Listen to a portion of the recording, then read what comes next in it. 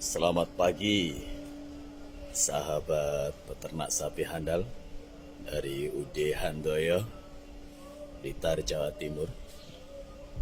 Kalau buat aku, kita bisa mengamati kalau jam segini sapi-sapi kita belum bangun ya, masih tidur, itu pertanda sapinya kenyang.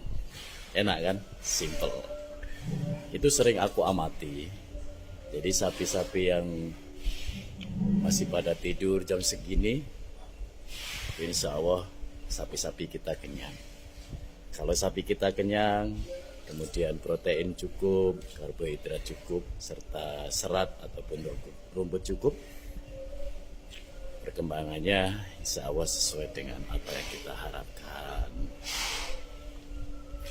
Tidak mudah pelihara sapi, apalagi sapi baru yang kita dapatkan dari pasar ataupun dari petani konvensional yang tidak dicomber. Kita harus telaten dan caranya harus kita ajari.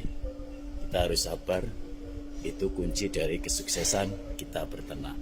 Salam sehat, berkah buat semua sahabat peternakku. Semoga apa yang kita dapatkan dan apa yang kita lakukan hari ini berkah. Assalamualaikum warahmatullahi wabarakatuh.